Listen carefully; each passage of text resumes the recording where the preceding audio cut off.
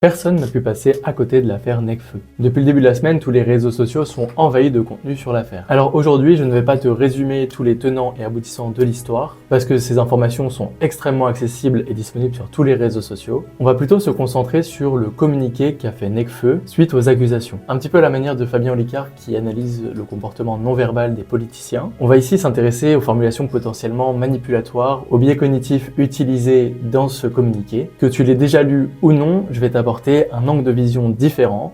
À travers la grille de lecture de l'hypnose, on va lire chacune des lignes de ce communiqué et s'arrêter sur les éventuels points de manipulation. Nekfeu Ken Samara débute son communiqué par un rappel des faits, mais en prenant un angle, donc le sien, en nous mettant à sa place. J'ai appris ce matin que mon ex-épouse, par le biais de son avocate Florence Fécom, avait publié un communiqué entièrement mensonger et diffamant, m'accusant de violence, notamment sexuelle. Donc simplement, comme je le disais ici, c'est l'idée qui va nous mettre à sa place. Pas nécessairement manipulatoire, c'est simplement un parti pris qui, quand même, nous donne en fait, dès le début du communiqué, un angle sur tout ce qui va être écrit. Il poursuit avec donc l'ensemble de ce communiqué est faux. Ces accusations ont été classées sans suite par la justice et reviennent au moment même où elle a été interpellée hier soir pour la disparition inquiétante de mon fils de 3 ans. À la première lecture, on s'en aperçoit pas forcément puisque on est interpellé par la disparition inquiétante de son fils, mais ici il utilise déjà deux biais. On a le biais d'autorité.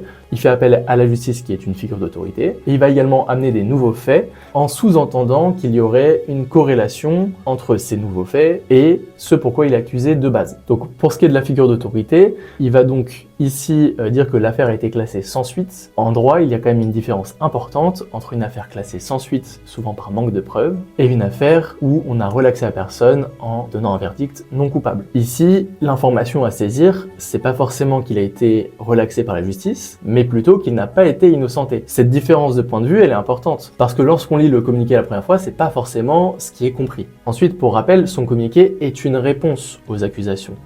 Donc ici, il nous apporte une nouvelle information qui est la disparition de son fils, mais qui fondamentalement ne l'innocente absolument pas sur les faits qui lui sont reprochés. Et on poursuit, donc elle est actuellement sous contrôle judiciaire. Là, en fait, on est en droit de se poser pour quel motif? Parce qu'il ne nous donne pas le chef d'accusation. Donc comme on n'a pas l'ensemble du contexte, on ne peut pas du tout mettre ça en corrélation avec les accusations. Simplement, c'est une information supplémentaire qui nous amène dans sa réponse, mais qui n'a pas directement de valeur pour prouver son innocence. Elle est actuellement sous contrôle judiciaire depuis septembre et a l'interdiction d'approcher l'école de notre fils. Depuis la procédure de divorce que j'ai engagée il y a 3 ans et qu'elle n'a jamais acceptée. Elle a essayé de se servir de notre enfant pour m'atteindre. Encore une fois, c'est le même procédé qui est utilisé ici. Il n'y a pas directement de lien entre la véracité de cette information et son innocence ou sa culpabilité. Ici, ce que ce paragraphe sous-entend, c'est que son ex-femme est folle et que comme elle est folle, alors il est innocent. En fait, on commence à repérer un pattern dans ce communiqué, c'est que très régulièrement, on essaye de faire des liens avec des choses qui n'en ont pas forcément.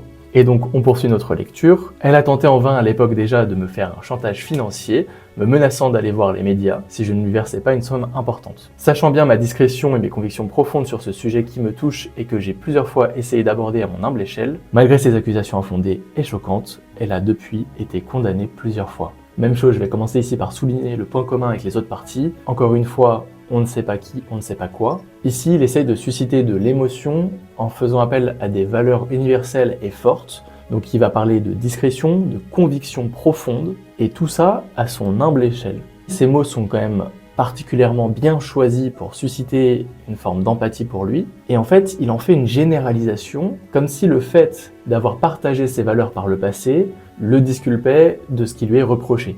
Il poursuit ensuite, c'est dans ce contexte qu'en mars 2024, la garde de notre enfant m'a été confiée.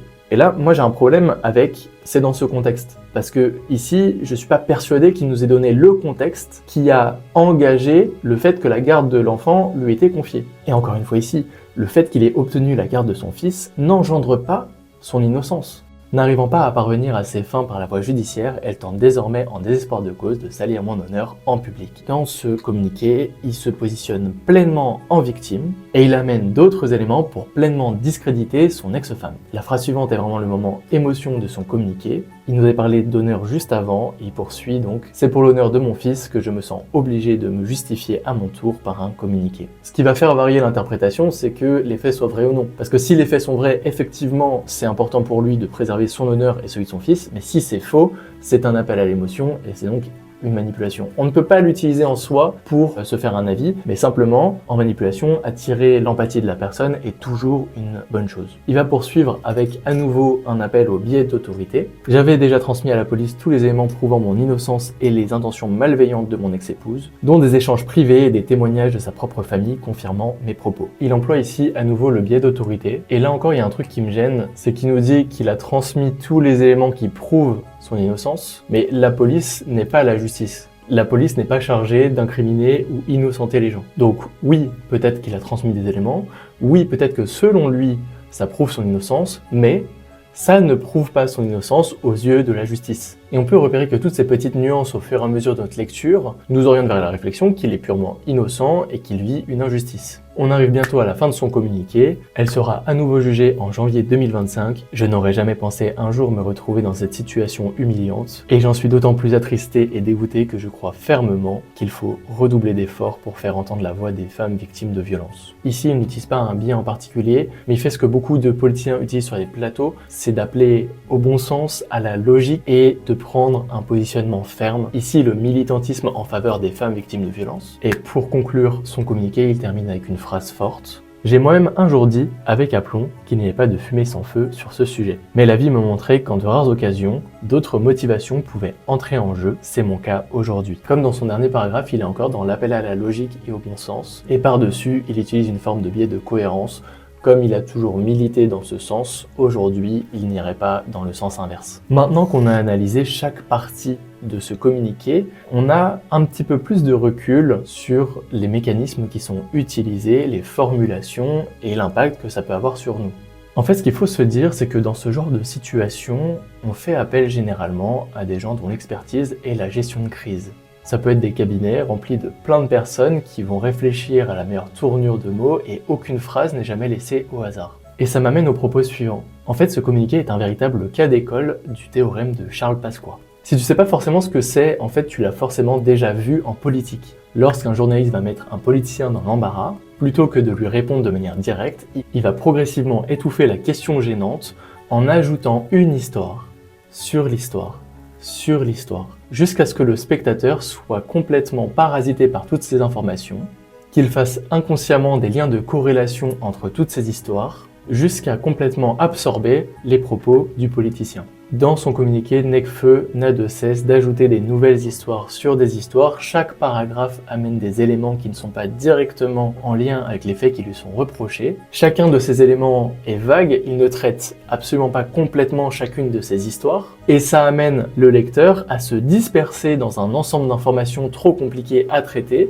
et surtout qui inconsciemment crée une sensation de vérité. Alors dans cette vidéo, je n'ai absolument pas cherché à trancher sur cette affaire. Effectivement, nous n'avons pas suffisamment d'éléments pour donner notre opinion. Dans cette affaire, comme dans beaucoup d'autres, il faut se rappeler du facteur relation parasociale, ce qui implique qu'on ne connaît absolument pas la personne sur laquelle on émet un jugement. On ne connaît que l'image que cet artiste souhaite nous montrer, qui a été travaillée pendant plusieurs années par toute une équipe. Alors face à une situation aussi grave, certains préfèrent croire leur artiste, d'autres la victime.